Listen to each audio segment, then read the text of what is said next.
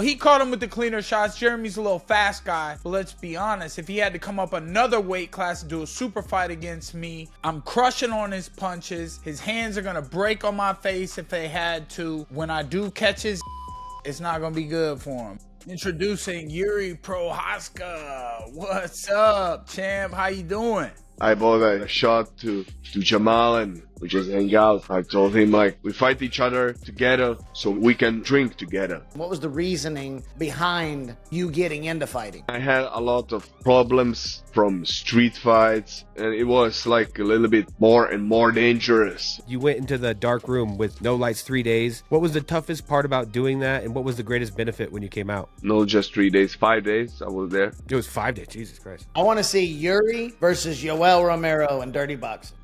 First I need to take a belt. And obviously the belt is a big deal. With that said, you've now lost twice to Alex. Two things. One, how can you beat Alex? Two, would you be willing to cut down? Because I would love to see you and Dricus.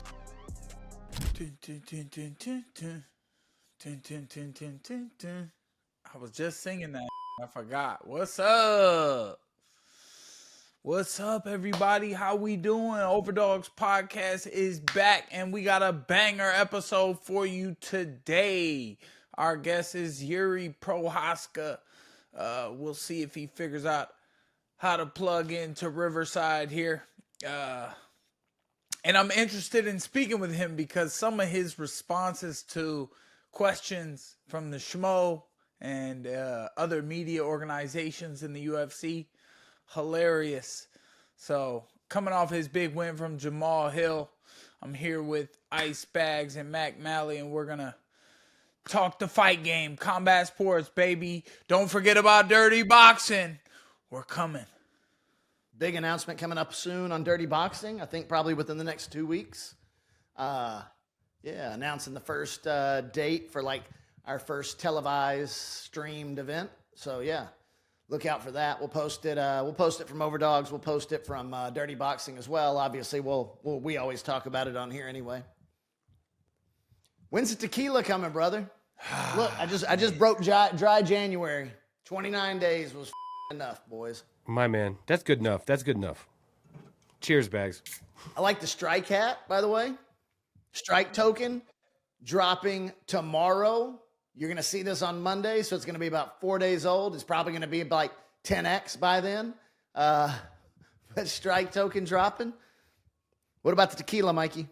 Solana. Man, the tequila's coming. My partner, Gabriel, that guy's a hardworking dude. He's so busy all the time, always all over the world. And, he told me January 1st, it'd be about 3 months. And now we're about to reach February.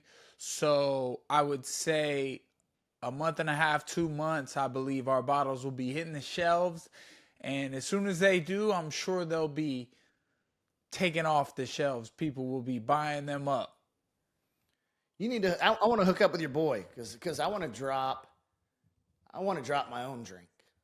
Yeah. But you want a bottle of cab? No. I'm being Ice serious. Bags cab. I have an idea. Yeah, like $4.99 a bottle. Like you know how we have like Happy Dad and all the seltzers, right? High Noon. It's like vodka infused, whatever seltzers. I think somebody should do a sake seltzer. We can do can pie sake seltzer. So it's like sake in a can, just like the High Noons with the vodka. Sounds sweet. I think you could flavor it however you wanted to. Yeah, no, it sounds good, man. I like this episode. We're talking about already. I'm back. I'm doing my 12 steps right now. I'm gonna run dry February and oh man, my math is bad. Dry March as well, and see if I can get off this. Okay, let me say this real quick. Yeah. First of all, Mike, I'm glad you started picking against me when it comes to football. I don't know what the Commanders dropped the ball. Eagles looked good, though. Eagles look good. The Chiefs, man. Like I don't know, man. The Chiefs that like that. Patrick Mahomes, he called it. Yeah. The refs call. I mean, I'm not even that type. Yeah, what do you think, Bags? Do you think it's that swayed? It's so weird how football goes because the Eagles smashed their NFC Championship game. The Chiefs had a close 4-point game against the Bills. So then you think they're going to be a little more tired going in. But, I mean, February 9th is the Super Bowl, and so they have time to recover. But, you know, and the Eagles obviously want to beat the Chiefs as they lost to the Chiefs in the Super Bowl, but it shows the Chiefs have the blueprint, and they knew how to beat the Eagles and Taylor Swift. And you know how set up where the government wants things that, you know, people want to beat the government, so they're rooting the Eagles, and I'm an American Eagle. I'm all for that. But I'm like, damn, bro, I feel like I won $4,000 on the Chiefs. I'm about to put $4,000 on them. Hang on. You think that they've planned the Eagles and the Chiefs. Let me get this right. You plan the Eagles and the Chiefs because the eagle is the status symbol of America, right? It's a symbol of America. And they put them in there with the Chiefs, and they've got Taylor Swift to come in and beat the Eagles. Yeah. And that's your thing. It's probably like an Illuminati type thing with Taylor Swift beating the American icon and the Eagle. First three-peat in history, you know, with Patrick Mahomes, and you know, they beat him once already. Why wouldn't they repeat? And it is like that. The Illuminati stuff, the pick'ems, they say that fights are rigged, that they already picked the winners, even though the fighters themselves would never feel that way. But if you look in the fine print on those contracts, Mayweather's contracts all said he was going to win before they got in the ring. So you're saying now the fights are all fixed on top of this. The government. Did it feel fixed when you were getting punched and kicked in the face? A little bit. I was wondering what my arms were doing. I was wondering what the was going on. You needed the Illuminati on your side and more of these fights. For real. I'm pretty happy with where I've gotten. If everything's been rigged thus far, I'm like, damn, they've been looking out for your boy. I'm doing all right. Dude, my thing when it comes to like football being fixed, I don't think you can heavily incentivize, like set things up. You can definitely have the refs leaning one way and making more calls for one team. That's like the extent of it to me, and I think it's pretty obvious. You know, you have your Golden Bow Mahomes. You can't even touch the guy. It's also the play style, like, you know, he doesn't ever run the ball like Allen, so he's not going to get hit like Allen, right? He's always sliding down. He's not going for that sketchy. But like that tackle on Lamar in the playoffs, that was egregious, dude. No flag, you know. And then next week you sneeze on Mahomes. So I mean, they clearly wanted. I think they wanted, like, you know, I don't know. They want Mahomes to win. In New Orleans, will the Chiefs have the referees help? I'm thinking Taylor Swift says yes, and I'm thinking, you know, because that catch he made against the Bills when the Bills got the cornerback pretty much intercepted it. The ball hit the ground. They gave it to him. They were even checking the replay, another play after, and everyone's like, dang, he didn't technically catch that. No. Well, that could be that's right there on the line, but it's the fact that they always get that call, though. That's why it's a thing. But it's going to be the same refs. Yes, dude, where he crossed the line? Yes. Oh, and then listen, he crosses it clearly, gets pushed back. The guy spots it. They pull the ball back. Then they go to commercial to review it. By the time it's a 4-minute commercial break, it comes back and they're like, Chiefs ball. Yeah, that's what I'm talking about. You can sway a game by like everyone having the same idea. We're going to call every little foul on the refs are the easiest way to sway a game. I don't care what it is. Go back and watch I think it's the ESPN 30 for 30 with Donahue, the NBA ref, where he was getting paid, right, by like the mobsters to fix games. Dude, all it takes in those type of games at that level, all it takes 1, 2, 3 calls max, right, to sway the momentum of the game, and it's done. I mean, that call right there with that catch Mike mentioned, and then the first down from Allen. That was 2 of them. The first down from Allen was crazy huge. 4th down, they're down like what, a score, right? Around like a field goal, yeah, or something, yeah. Like, but you know, it is what it is. But I want to get to this now. So football's awesome. Go Eagles. You know, the Chiefs, I don't hate them, but whatever. Jeremy Stevens and Eddie Alvarez, man. Let's get your take on that. We got to talk about that. You got called out. I was gonna say Jeremy Stevens and me, because they keep asking him about it. And he's like, yeah, write the check, like put the money up, put the bags up. And because his little ass just went up 2 weight classes, technically. I mean, he fought 145 UFC, fought 155 BKFC, and now his third BKFC fight, he fought 165. First of all, I'm looking for a fight at 185. They want me to cut to 75 again. I mean, they just got to make the call. They got to call me and tell me what the I'm doing, with 8 weeks, 6 weeks, beforehand. What are we doing? And so right now I'm looking at April. I don't think that that's who they're going to offer to me, but I don't know what they're thinking. We announced that I want to fight Robbie Lawler. That's been real quiet ever since that. I tried to give him some respect, trying to convince him to come on in there. And, Jeremy Stevens, man, he's a little guy. I pushed him to the floor before at the UFC athlete retreat. What happened on that one? We were at the Snoop Dogg concert, and Snoop Dogg was throwing in the crowd, and all the UFC fighters were like packing in to get a had my own something. Jeremy bumped me or something, or he was talking, and I pushed his little ass one time, and he fell on the floor, and Tyson Pedro was like, no, mate, don't do it. It's not worth it. he getting me off of him. I didn't do nothing. I just shoved him like a baby. So imagine a bare knuckle fight, Eddie was already defeated. They put all the pressure on him of Philadelphia. When Conor started rooting for him, I was like, it's a Conor curse. It's bad luck. Whenever Conor's being nice, it's bad luck, man. Mm-hmm. He's not authentic when he's nice. He's really an asshole. He's really flown off the handles lately, dude. Like, did you see his little outburst last night? He does good. One, he could talk. I'll give it to him. When he's talking about the BKFC, he's talking it up, man. It's good stuff.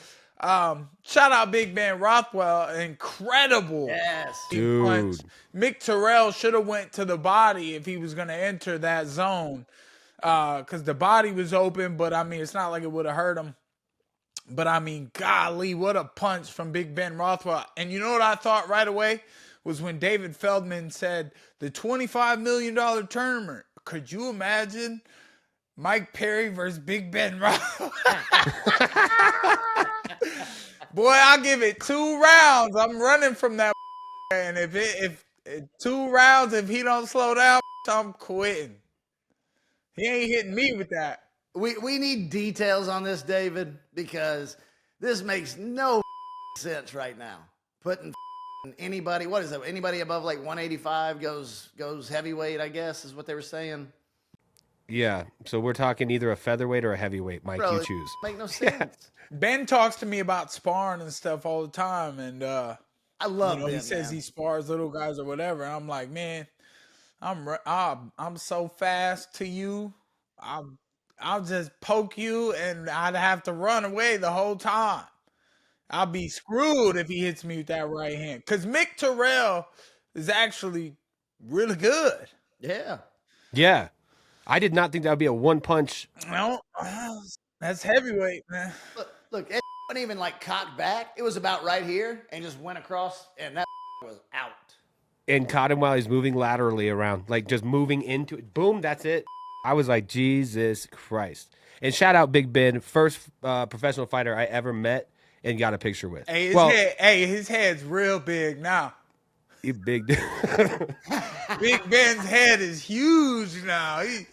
He was saying, I watched something, he said he had the belt on in the airport, and he said he felt so weird. That's where I met him at an airport one time. It's cool. But yeah, we got the fights this weekend. Those ones were good. Wait, I want to ask this. Bags, what do you think? Because I was kind of telling Mike this the other day. Like, I feel, and no, not to disparage Eddie or anything, but like I feel like Mike might have broke Eddie. in BKFC. When he came back, he redeemed himself against Mendez. And Chad Mendez, if you guys don't, the people listening don't remember, is a monster, dude. He's good. He's not necessarily a boxer or a striker. He's a wrestler, but he can crack. And, they had their little duel, but that's still a 145er who's like 5'6" versus... And then you have Jeremy, who's a little bit bigger. It just seems like Eddie squeaked out of that one with just enough left in like the chin tank from your fight. And then he goes back out there, and then he gets clipped. He wasn't out. He gets clipped. His jaw broke, I think, from Jeremy. Kind of like you hit him. He had to quit again. My opinion, though, 165 probably should have been the weight class for Eddie to do great. Jeremy came up, Eddie did well against me at 175 coming up. He pumped himself up and he was moving real smooth. It wasn't that he was so fast. It was that he was smooth. And like, I was a little stiff from cutting down to 175. I was so dehydrated that week. And then, Jeremy's always been a slick little bastard. I got to give it to him. He's had some insane knockouts in the UFC. He's got a lot of power. He had a lot of speed at that weight class, and he was patient in the fight against Eddie. Even when Eddie hit him, Eddie wasn't able to really, because Jeremy wasn't really leaning into any shots. He was sitting on the back foot, which is smart, but they were similar in stature. And I thought, Eddie's big biceps, I thought they were going to be helpful for him. And Jeremy keeps saying that everybody was against him. And it's like, I wasn't against you. Nah. I kind of wanted Eddie to win because he did a good job against me. But like, you made him quit in a whole extra round. You know what would have happened in that whole third round with me and Eddie? I'm pretty sure I know what would have happened. So, he caught him with the cleaner shots. Jeremy's a little fast guy, but let's be honest, if he had to come up another weight class and do a super fight against me, I'm crushing on his punches. His hands are going to break on my face if they had to. And when I do catch his ass, it's not going to be good for him. All respect to Jeremy. He's done a great job. I heard a lot about his story since post-fight conferences or whatever. He said something about losing a baby or something, condolences. And, he should be proud of himself. He did a good job. He's leveling up, getting to the money. He said he took a pay cut and he's looking for that money fight. So, let's see what the BKFC offers me. They got to make me an offer. They got to come up with something that we're going to do. Unless Robbie actually takes it and he's playing like he's not. And I think that Robbie could do something like that. A little side trick like, oh, I'm not really going to act like I'm interested. And then when I end up in there with you, I'm going to be like, damn, I'm in this Robbie Lawler. Mm-hmm. And then I like that though. We going to bang, bro. That's be good time. So everybody wants to see that fight. I love that matchup. Mm-hmm. Well, so Mike, are you saying you wouldn't take Jeremy though? If they offered you, you're happy with the pay. They say it could be at whatever weight class you're feeling, because you just don't even really sound interested. And I know you're saying it's because of the weight. Is it just the weight class, or is it just I don't really want to fight? I don't want to cut 1 to 175 really. Well, what if they said 185? They just matched everything you said. Okay, there. Cool. Jeremy, that's fine. Look, whatever fight they offer me, they got to pay me what I'm on for. So anybody works. It's fine with me. Whoever makes sense.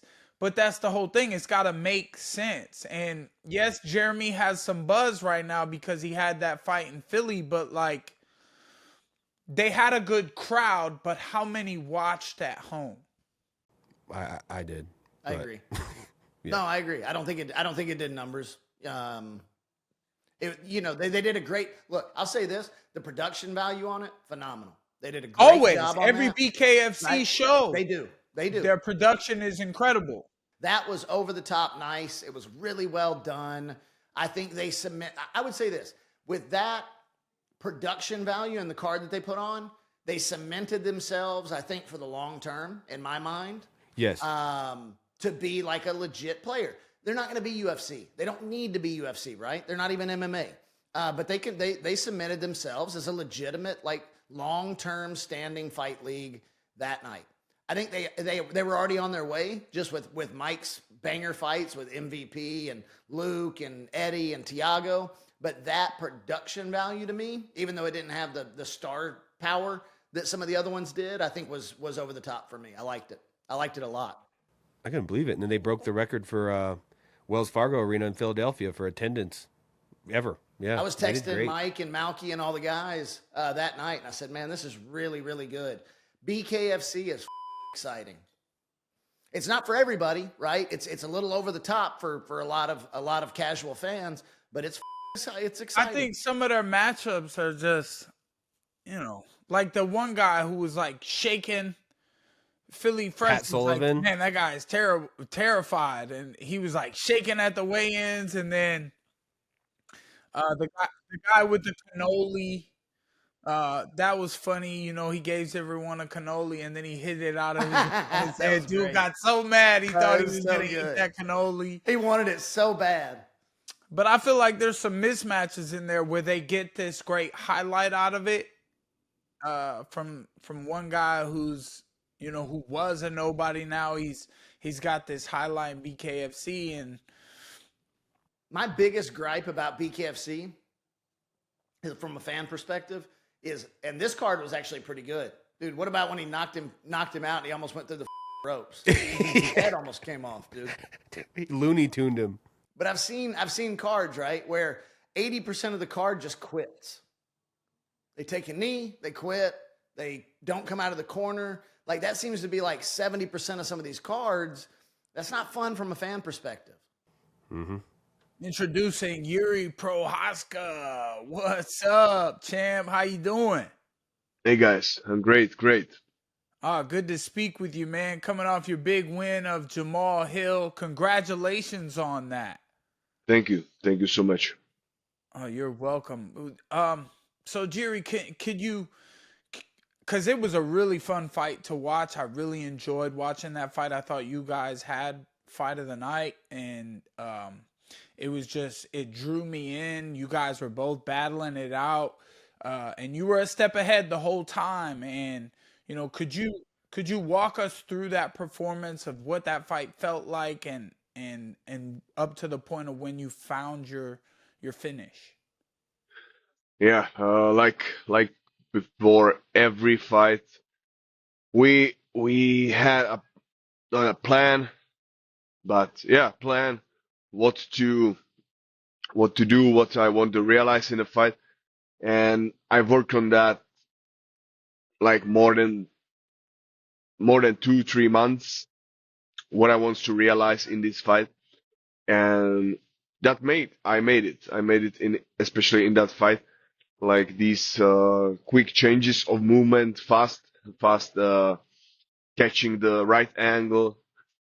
So like there was a small things, but it worked for the stand up, for the style of Jamahal Hill, because I think he catch me like twice, 3 times, like very, I felt that, but in that fight, I felt like I'm all the time, because it's all about distance.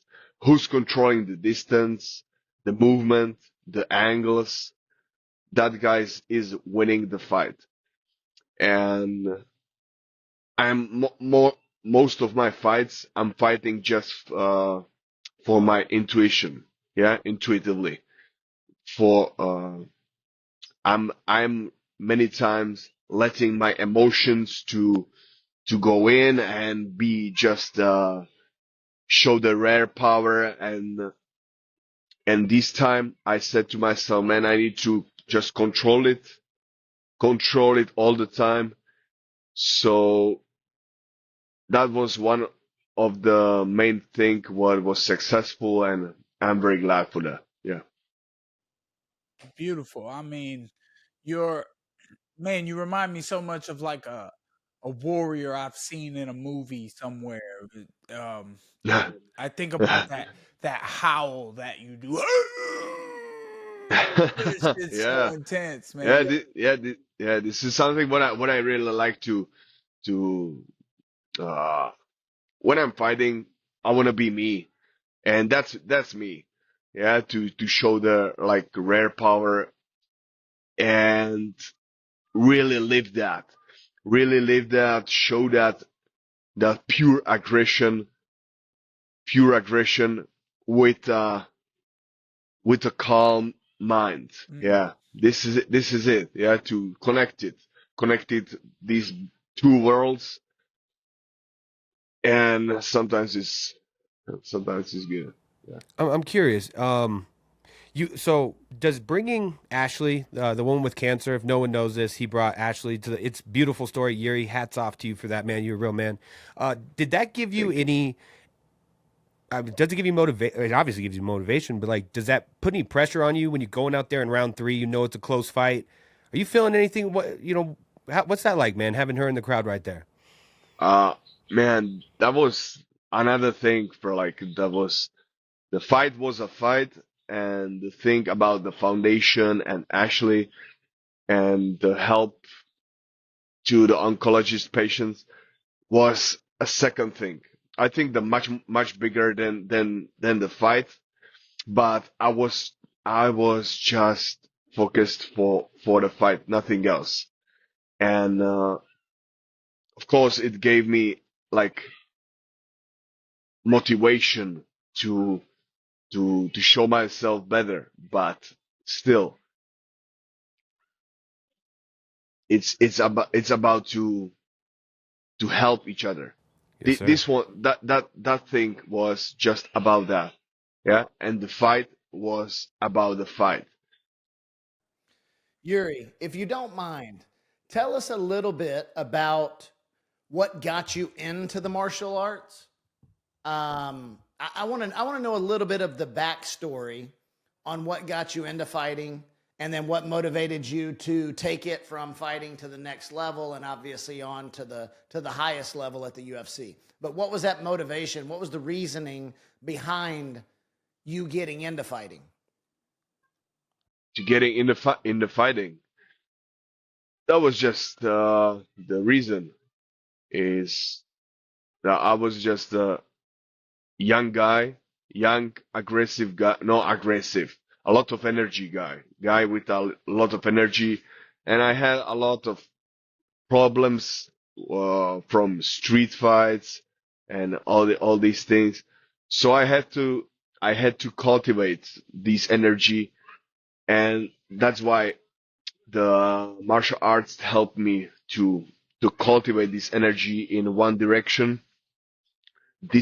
Be more disciplined, have some rules in my life, and that started when the coach when one of the coach gave me my coach gave me the book of five rings from the ancient samurai Miyamoto Musashi, and that inspired me and so much that I started to live these codex, samurai codex Bushido, Hmm. and it's simple few rules, but it's so strong, so pure that I was inspired by, and yeah, that was the way how it started.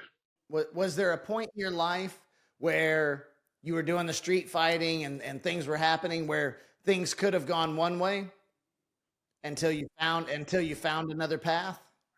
Yeah, that's right. That's right. And it started and it was like a little bit more and more dangerous. Yeah, because there was a lot of problems around, and yeah. So I'm glad for that. You know there's a lot deeper story here, right? For sure. Yeah, yeah. What was it like that night after the fight? I saw videos of you and Jamahal sharing drinks together, hanging out in the bar. I mean, I'm sure it was all respect and because you guys put on a hell of a battle. Um, winners or losers. So what were some things you and Jamahal talked about that night after that great fight? Man, that was nothing else. Just respect, just respect to each other, and because after the fight, I like to spend a time with my team, take some beers and some shots. So yeah, so I bought a shot to Jamal, and we just hang out. Yeah, I told him like we fight each other together, so we can drink together, Oh, because after the fight, in the end of the life, in the end after the battle, every time everybody's good with each other. Like there is no problem, man. Everything is good. So that's what is life about, I think. yeah, it's beautiful. I know what you're talking about because you've spent all your energy that night. You gave it everything you had, and then you guys get to share a moment of That's right. peace together. The peace doesn't last long because then you're right back in the gym. Are you already training again? Yeah, yeah. And who is your team? And where are you guys located? My team, we are in the Czech Republic, Okay. Brno. But I'm traveling in all the world for many camps. That's why I like to make a skills from other sparring partners. Uh-huh. So yeah, that's it. And what is your, between kickboxing or boxing or Muay Thai or, Kung Fu or Taekwondo, I'm sure you've studied a little bit of all these styles. Yeah, that's right. What would you say in percentages your style breaks down as? My style is most Thai boxing, Okay. Muay Thai mixed with karate. Yeah, yeah, because I really like the theory of karate, Okay. because they have a big basement of theory and information, and the technique and the theory about the feeling, about the timing, about the precision, movement, everything. And in Muay Thai, that's a rare fighting. Yeah, just the pure spirit of power. That's it. Yeah, The reason I ask is because a lot of the training footage that we see of you on social media is mostly you by yourself, yeah, in nature, a lot of meditation, and punching and kicking trees. yeah. That's it. Because I like to let it, to feel it, and to just show it how it is. I like to be original. I like to be inspired and be with the flow. So sometimes I'm just I just put the camera on, and I let my body to show my best, and especially to enjoy it. Enjoy every movement, feel it, be connected. And that's it. Because for me it's not just like some fighting for money or whatever. For me is an art. Yeah, to work on myself, work daily on my improvements, what to do better, where was the mistakes from the fight, where I can be better, and that's it. How important is the belt for you, for your career, for your legacy? The belt, man. The belt. Okay. And then wealth. You know, after. yeah, sure. Uh, They're connected. in some points, you can realize that there is this is on the one line, on one level. The belt, that mean you are the master, you are the first, you are the champion, and the mastery, how I like to see that, the improvements, the skills, everything what you can learn from all your career, it's on one line. So it's connected for me, how I see that. So yeah, the belt, or to be the master, the top one, the champion, is the same like to be a true master. Yeah. Okay. Because you're already showing to others you are the one who have the power, and you rule that. Yes, yeah, that's it. Yeah. I mean, obviously, the belt is a big deal. With that said, you've now lost twice to Alex. Yeah. Are you next in line for Alex? Because I don't see anybody else at 205 that can fight Alex, to be honest, right? And so, two things.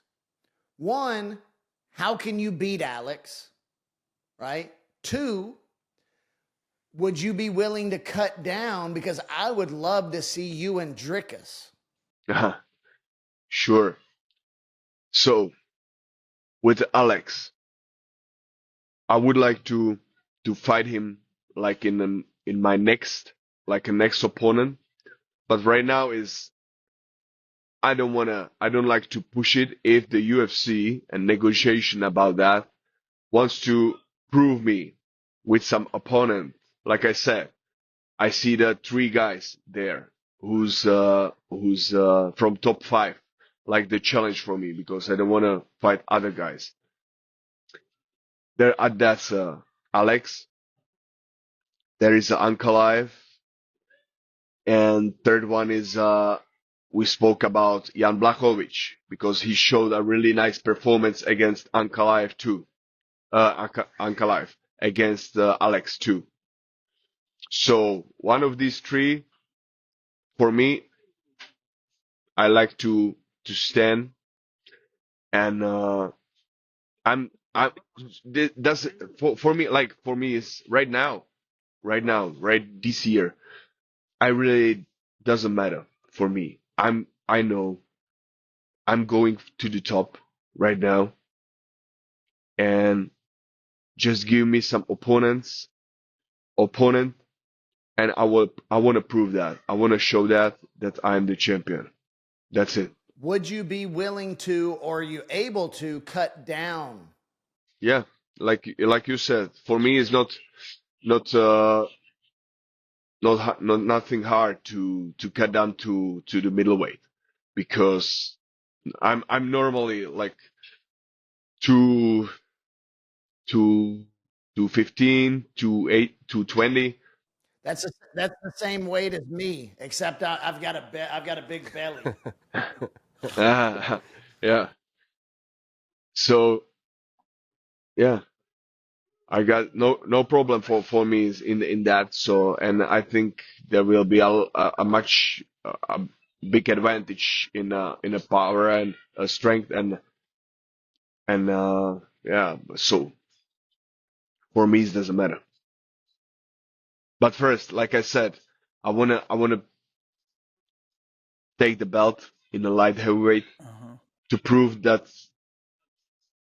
I'm the champion, and then I can see next. About that light heavyweight belt, what could you do differently to find that ability to beat Alex Pereira?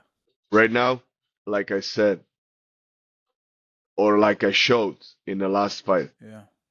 I know what to do to overcome, to win about my next opponent, like I won in this fight with the Jamal, and with Alex, there is a few keys, few keys. Right now, this is my only thing what I want in this fighting, how to say, fighting career, to prove that mastery, to win in this fight, because that's something what was for me a big learn. If you lost twice with somebody, that's a big school for you. Yeah, that's a really big big thing for me. And right now I'm in that point, like I really don't care. Really don't care. I win, I lose, whatever will happen, I know I want to do, and I will do everything to put myself on the next level and win the fight. That's all. Bring some shamans to shut down his black magic. Yes. Hmm. Yeah. Yeah. Like I said in a podcast with Joe Rogan, there is nothing like black magic if you don't believe in that. And it's everything about our beliefs, what you believe in, and what you not. And I don't want to speak about that more. Yes, sir. I said enough about that, and it was my mistake that I spoke about that, because it was just more focus on this thing. I respect all beliefs or religions, but right now I'm just focusing for myself to make improvements and make it happen, the win. Amen. You mentioned, so it looks like Ankalaev's probably taking Pereira next. That gives you some time, and you mentioned three names, and one I had kind of forgot about, but Jan Blachowicz would be an awesome fight. Ex-champion. How big would because the UFC's teased maybe going back to Europe again. They're going to London. How big would a Czech Republic versus Polish card be in either Czech Republic or Poland? You two headlining a card. Is that something that would interest you, and how big would it be? Yeah, that's good. That's good. That sounds good. But like I said, there is only one name right now. What I wants to catch, and what I will work on my style to improve myself. But with the Jan, yeah, many people spoke about this performance. He spoke about that performance a long time, uh, about that fight with me. So that's one of the name what I really what I see, like yeah, there will be maybe the, yeah, like opponent. Awesome. How do you how was it coming home to the Czech Republic and celebrating this victory with your family? Not yet, not yet. I'm in Hawaii. Oh, You see that? I thought you I'm looked still, very Hawaiian right now. I wasn't sure. yeah, yeah. I took a flight from LA, from Austin to here to Hawaii, to spend 1 week here, and take a little bit rest, heal my body right now, and then I can move on. Did you plan that before the fight when you set up your flights to go to where you guys fought at? Or you did it after the fight? You said, you know what, I deserve a Hawaii vacation right now? No, I just thought that, like, there is some things what I need to solve in the States, like in 2 weeks, like after fight, like 10 days after. So I set myself to go to Czech Republic and back.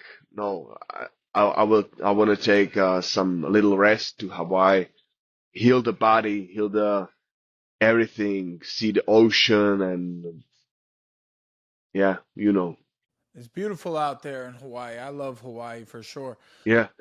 So you still have that to look forward to go home and go to the Czech Republic and celebrate with your family. Yeah, yeah, man. That's something what I'm thinking about. Yeah, right now. Yeah. That's great. I hope we see lots of videos of that, or maybe when you get to the air, you know how it is with the champ. The champ gets off the plane, he's got the belt. I won the King of Violence title, and there was nobody at the airport. No one cared that I was the King of Violence. It's a lonely world up here as the King of Violence. So, Yeah. I got a quick one for you, Jiří, if you don't mind. I asked Twitter, you're one of, MMA fans' by far favorite fighters, So I threw it out there. Any questions for Jiří? Because you're such an interesting and likable person. And I like this one a lot. He said, and this is from Ludus Charta on Twitter. I said I'd shout him out.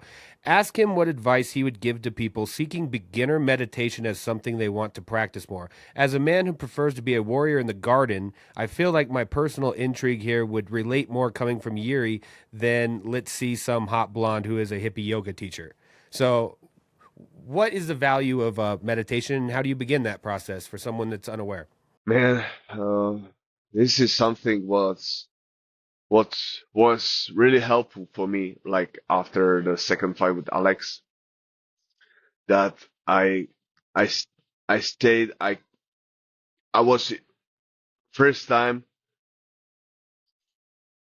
I realized that these mind work, breath work, and all these things together, like in meditation, work with the focus. It's so helpful, and that was something what was really helpful for me after that fight. Yeah, and you wanna what you wanna know some Like how you get into the beginning of it. Like if you're going to start from scratch okay and okay like watching, yeah, you get it. okay the first there is a many exercises. There's a many types of the meditation, but the main point of the meditation is just to watch your thoughts, to be not to not identify yourself with your thoughts, with your body, with your existence, and be about that, and just watch it. Just watch it and feel this lightness, what is above that. And when you started to see that from this perspective, like from this attitude, then you will realize it's all of this is just a game. So then you will start, and then you will realize, okay, I have a body, and I need to work on that. I need to give to the body some healthy food. I need to give to my mind some healthy thoughts, some good thoughts, what to keep repeating, because the mind is like to repeat the same thoughts. And also the spirit, the spiritual way, understand what is my mission here, right now, what's the main point, to know the reason, to understand the reason, to have the meaning, and to live that fully.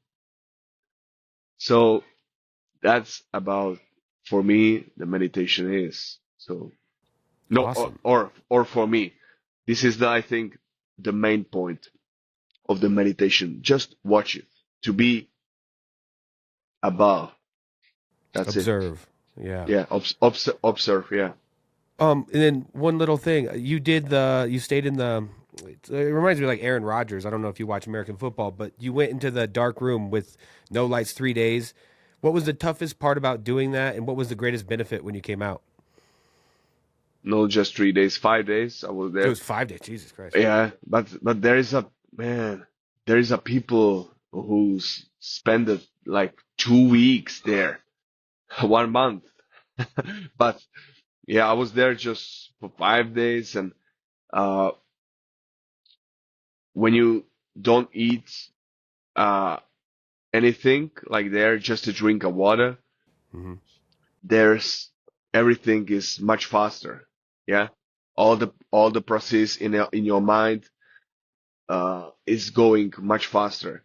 So for me, it's a great training for your focus, Mm-hmm. for your discipline, for observing your mind, your fears, and to be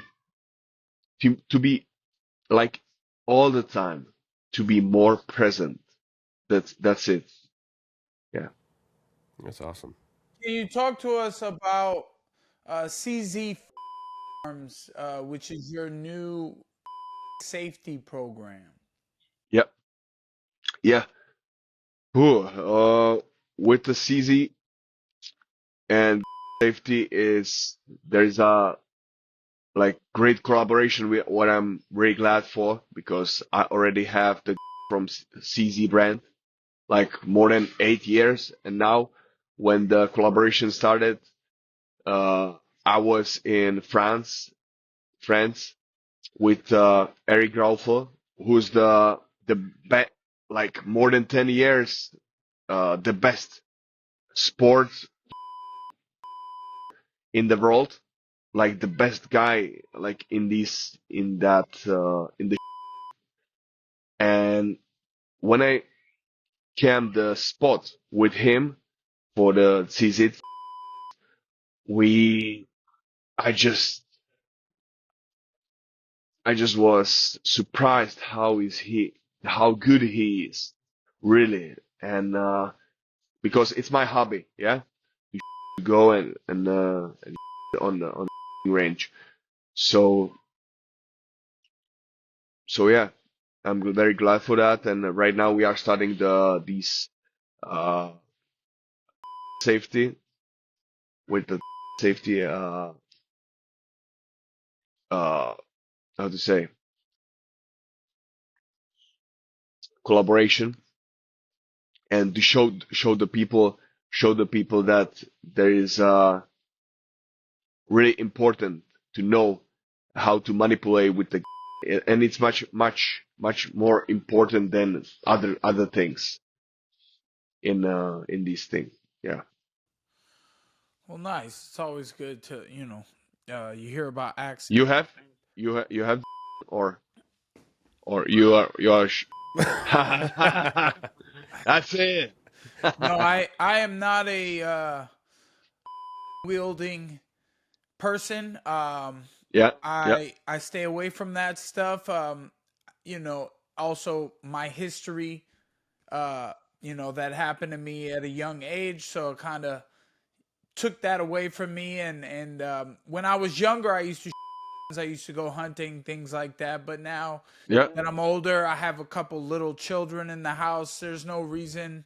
I do have a hard BB, shoots these big solid pellets. Uh-huh. But if someone came in my house, I would throw my cell phone at their face so hard. So that's my self defense plan. I would more than likely jump in front of a for my wife and children any day of the week if it meant saving their lives. So, that's I fight with my hands. That's why that's my you know what I mean? Thank you for asking though. Yeah.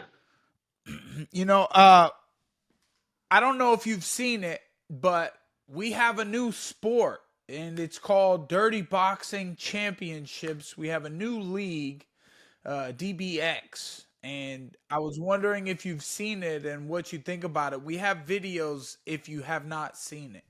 No, yet. We're going to pull up a video now of Dirty Boxing Championships fights. It is 5-ounce glove boxing with Uh-huh. elbows and ground and pound to knock down opponents. Here's the video.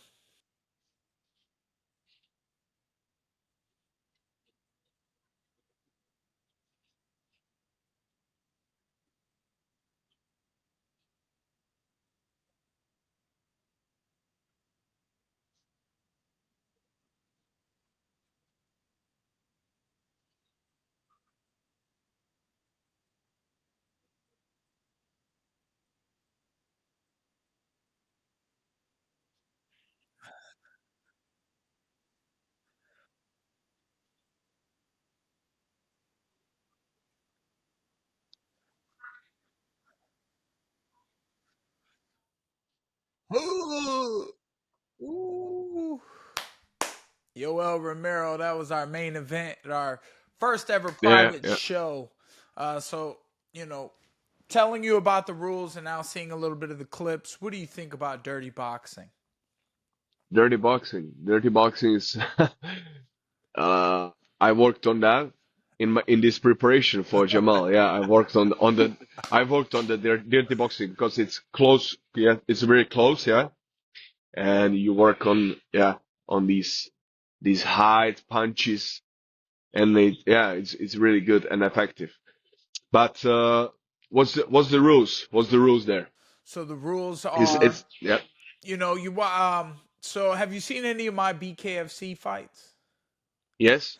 All right, so it's boxing, but you can utilize the clinch. In boxing, in regular boxing, you cannot hold while you're punching. Yeah.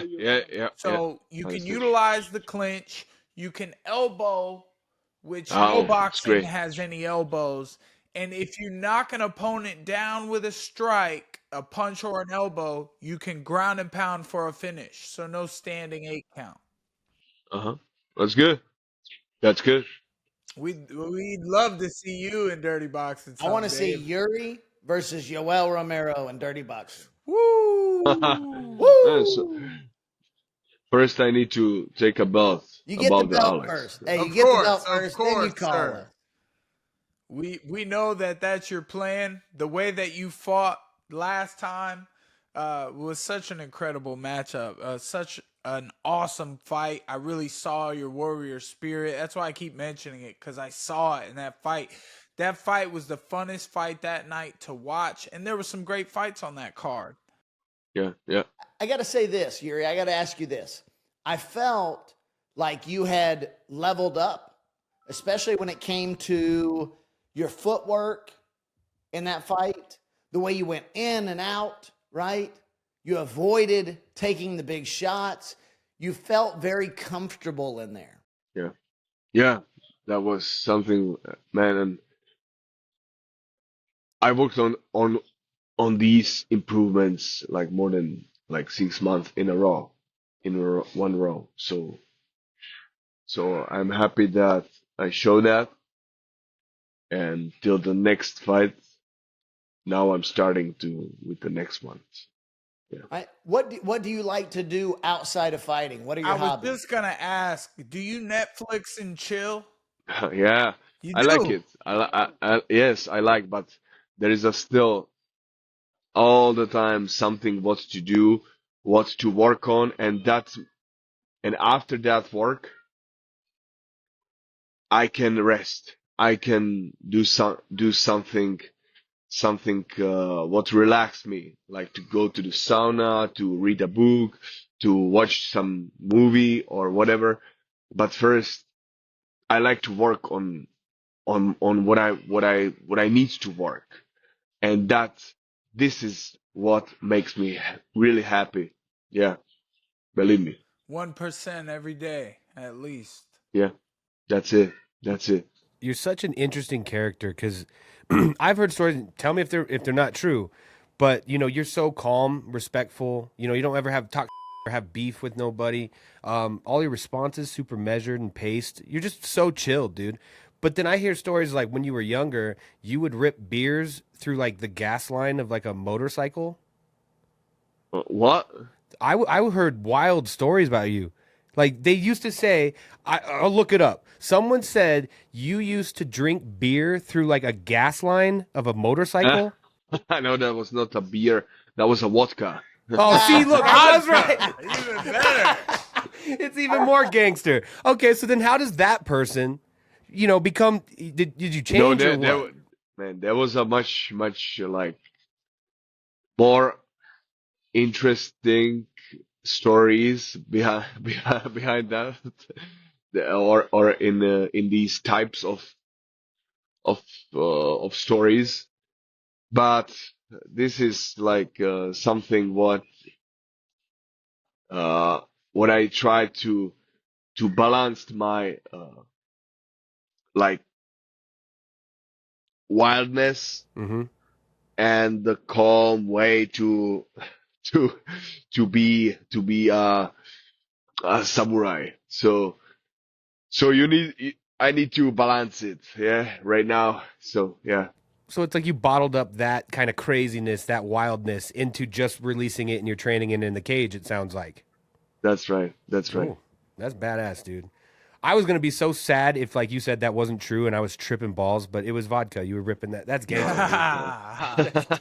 It's a different type of Yeah, gasoline. that's So right. Yuri, what would you say, because you have the experience here, what would you say is the biggest difference between the competition in the UFC and in RIZIN? Ooh, the biggest difference. You can feel it. You can when you are staying there and there. It's in the rising. There is a push for the best performance too, like in UFC. But in UFC, you know that this is the league of the best, and it's that have that league have the UFC have their own like wipe. What's keep you pushing to show the best? That's it. And every league have their own. What keep you to push on? Yeah, but the Ryzen is was for me the great the greatest school to prove myself, to explore myself, where my power is, and who I want to be, which fighter I want to be, and what I want to show when I will go to the league of the best. Because in the end of the Ryzen, when I was when I fought like the last fights, I fought with the I fought most with ex UFC fighters, ex UFC fighters. So that was something what's prepared me for that. CB Dalloway. Mm-hmm. I'm curious, do you feel like you carry like the banner for like Pride Fighting Championships now, representing, like, everyone loves Pride. Pride was awesome, man. You fight like do you carry that flag here in the UFC? Like, you're the spirit of Pride FC still. You know, you're representing them. You're the one, dude. You would be the one. Yeah, yeah, yes, yeah. That's I came from Japan, from the Rising. Mm-hmm. Right now in UFC. Yeah, maybe that's something what I bring that to there. Yeah. I think you do. I'd like to get your thoughts on some fight predictions. Who do you think the winner between Alex Pereira and Magomed Ankalaev will be? I think that Alex will handle that. Yeah. The like I'm saying every time, like same the Mike Venom Page versus Shara, same Alex versus Ankalaev. Let the better win. Let the world knows and see the best performance from them, and Yes. let's see who's the best. Yeah. Respect. Dricus Duplessis and Sean Strickland 2. Ooh. It's a good one. Yeah. First time there was Dricus 1. But right now, I think when Strickland will take some knowledge from the first fight, he can handle the second one. Yeah, Uh, I think Strickland's gonna do better in that one too, and I also have Alex Pereira and Michael Venom Page. Those are my thoughts as well. Justin Gaethje versus Dan Hooker. Oof. ooh, Justin Gaethje. It's a fun one. I think they fought together once, but Justin Gaethje. Yeah. Oh, Justin. Oh no, it's not Poirier. It's a Right, Gaethje. not Yeah. Poirier. it's Yeah, Gaethje yeah. and Hooker are gonna fight soon. Gaethje and Hooker. Hooker is good. Hooker is very technical and he's good, but I think the Gaethje will take that. Yeah. Yeah, I feel that one too. I mean, Hooker's good, but some of the stuff he was saying, I wasn't. He said he thinks that the UFC wants to see someone. Yeah, in this fight, yeah, they are really tough, both of them. Yeah, Us. Uh, what are your thoughts on Jon Jones versus Tom Aspinall? And if they fought, who do you think would win? Jon Jones. Yeah. Tom Aspinall have the advantage of the really fast attacks, but in these thing, if the John will be prepared very like well, if he will have the good preparation, no, I think he will he will defend every his attack from Tom. I like Tom, but in this case, I see more the Joe. Yeah, It'd there be is a it'd more. be nice to see that one. We're all not sure if it's gonna happen, but I'm sure John will come back. And Dana said he's not fighting anyone unless it's Tom Aspinall if he comes back. Yeah, And it's weird how the fan base switches up because John's been on top, number one, 20 years, and then a new big guy comes around. John goes to heavyweight, and they just forget history. Mm-hmm. that's it, man. This is the truth. What you said, man. Like in this age, I think many people just don't care about what's happened. They really fast forget about the history, the previous fight. Yeah, and that's something what you can't like just yeah, forget. Yeah, that's it. They base everything off your last fight, not your entire Yes, history. man. Yeah, that's right. That's right. And it's on the fighters if they just think about the next fight from the perspective about their last fight, or if they can take the knowledge from all their career, from everything, and put the creativity in that next preparation. Yeah, I thought that was like an aspect going into the Jamahal Hill fight. So many people were saying you were just going to smoke him, and I thought I was picking you. But at the same time, I'm like, I don't think Jiří would ever overlook anyone just because people don't like Jamahal Hill because he says on socials. And then you look at his history, and the dude's only lost one fight, up until the Pereira fight. You were in there with a monster, so it doesn't look. I didn't doubt at all. You wouldn't take that lightly, you know? yeah, I feel like, you will always be a warrior, always have the warrior spirit, but there comes a time when the fighting stops. You know, men turn 47, 48, and then they don't get back in the ring again. What are your thoughts about the future once fighting is behind you? And what do you want to do with your life after? yeah, man.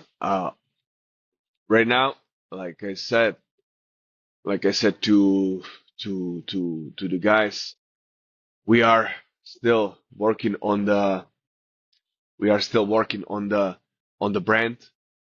What I want to share with the people, these uh these things of the power of meditation, of the self confidence, of the how to overcome the challenges in your life, and make some like the special school in maybe in Czech Republic, maybe in the States,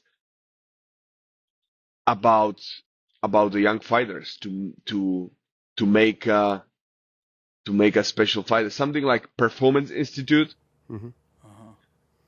but to work with all the abilities, what you can make a better, like not just to be a better fighter, but a better human, because it's going together. Yeah, when you make a step here, you have to make a step here, and still grow. Let and make these people grow. Yeah, and don't stop them, like just and don't be focused on just on fighting.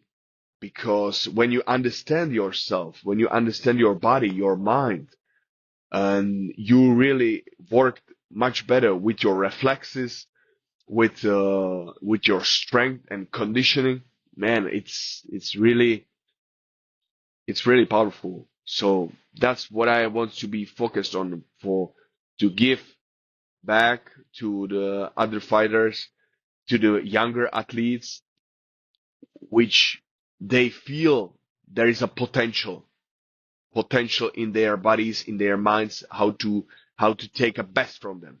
That's it. Respect.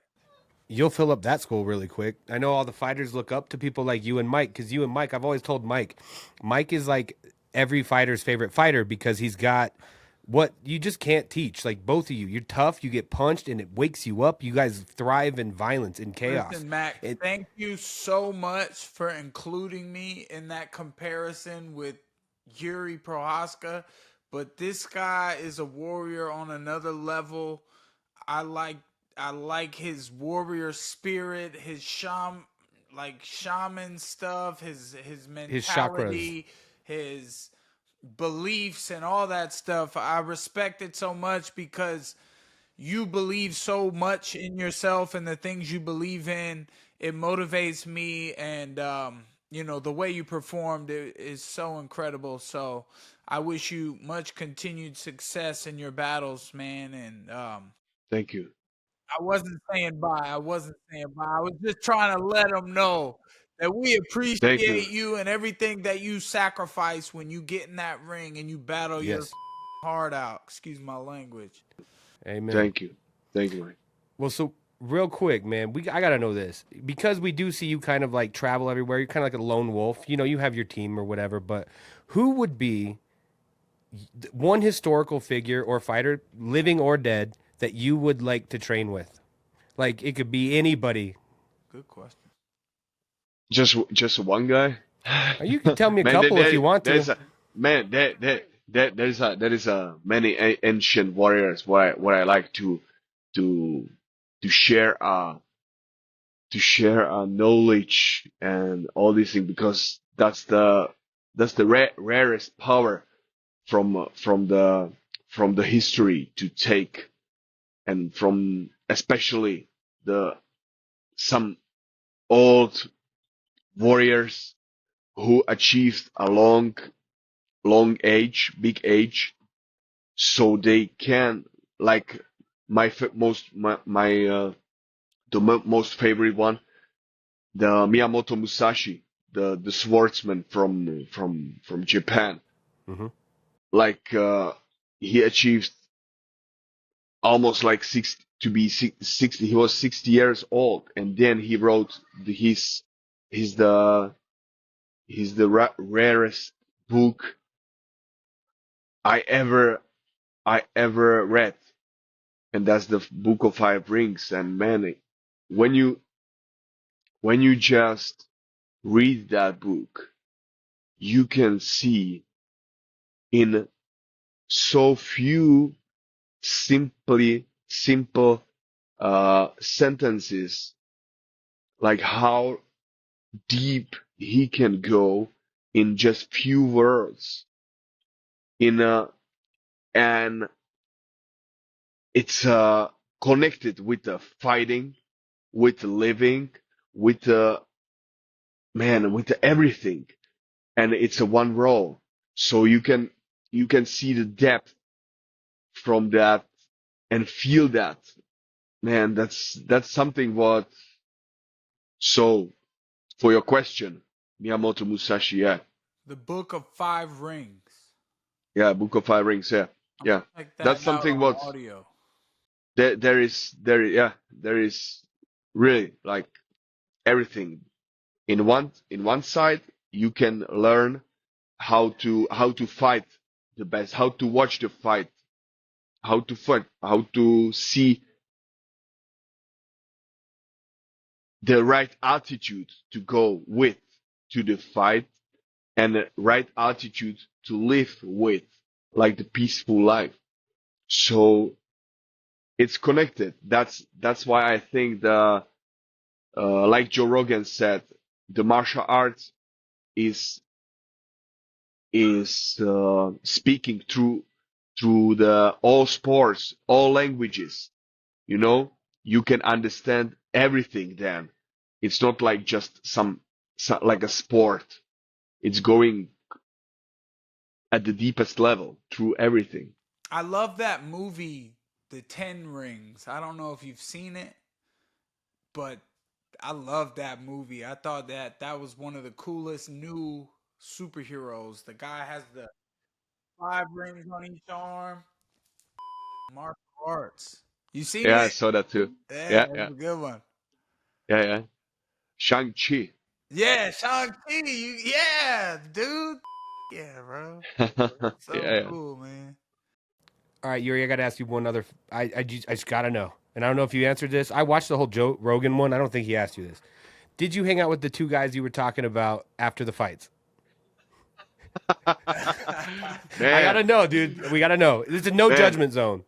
no, man, uh, that was really stupid how I said that, but I No, meant dude, it's funny, you man.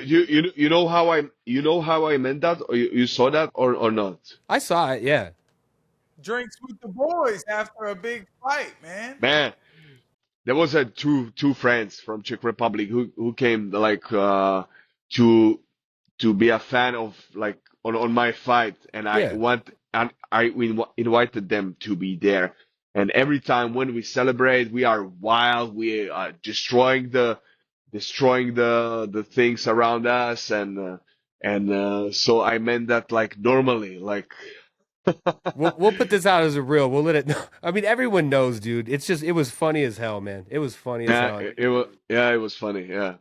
But everybody's thinking like I like the guys, man. Oh man, don't worry Oh about it, man. bro. We Oh know that Okay. you've No, you've but stay, you've recently gotten good at English. You're still getting man. better, still learning. it's very good. Yeah, Yeah, it's very good. still work on that. Okay, so they didn't came. They was too like from the jet lag and from all the traveling, so tired, and there was a bad traffic in LA, so they didn't came. So I'm glad, because every time our celebrating is a little bit dangerous. So I'm glad that they didn't came after the to the hotel where was the UFC crowd and everybody's watched that.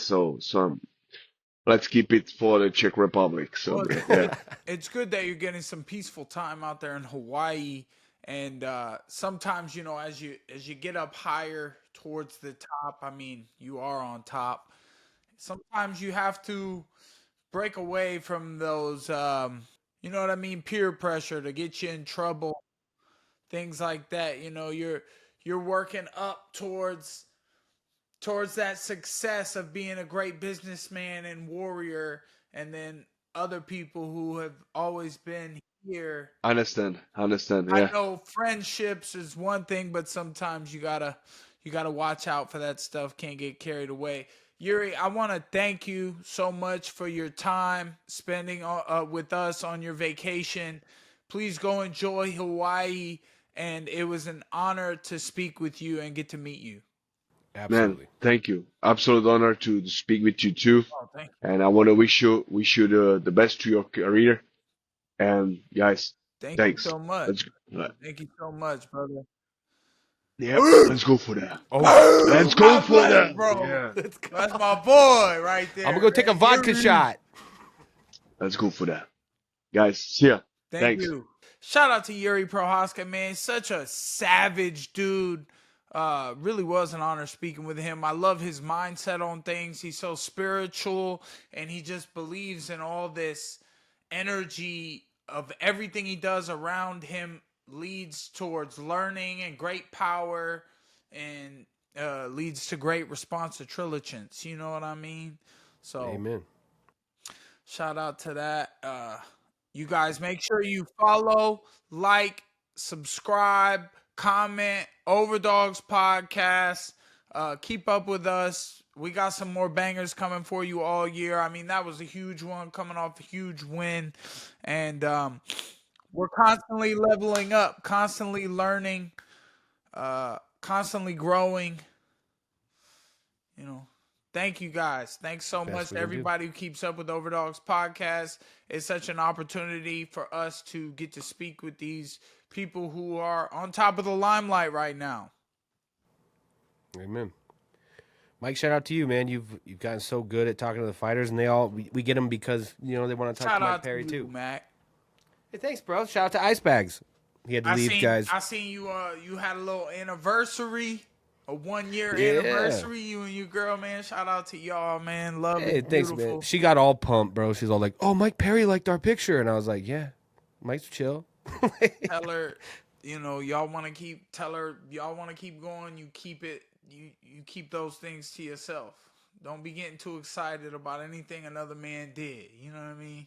Yes, sir. It's just a Don't be joke. comparing. Sean Strickland was just saying something about there was a video of Funk Master talking with somebody about couples meeting in the club, and like Sean Strickland was like, that don't be working out for nobody unless you're Mike Perry. I was like, let's go, man. You're a legend, dude. Well, go get your sparring in, bro. Can't wait for some fight news. I know it's coming up for you. Can't wait for our announcement coming out here soon. Strike Token coming out next week. Let's bang it, boys. Follow us on socials. Mike Go Spar. Peace. Peace.